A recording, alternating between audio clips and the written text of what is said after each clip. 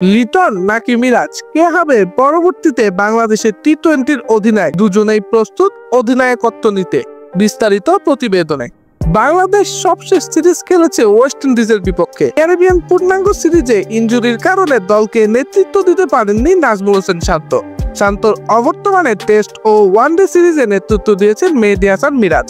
অন্যদিকে টি-20 সিরিজে নেতৃত্ব দিয়েছিল লিটন দাস। এবার স্থায়ীভাবে টি-20 নেতৃত্ব ছেড়ে দিয়েছেন শান্ত। ফলে নতুন করে এই সংস্করণে অধিনায়কের খোঁজে বাংলাদেশ ক্রিকেট বোর্ড বিসিবি।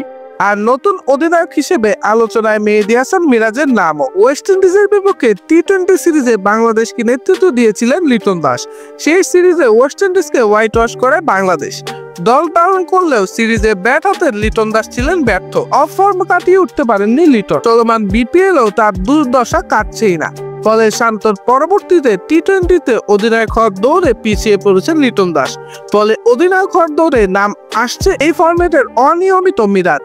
তবে অধিনায়কত্বের গুরুভার কাঁধে নিতে প্রস্তুত মিরাজ।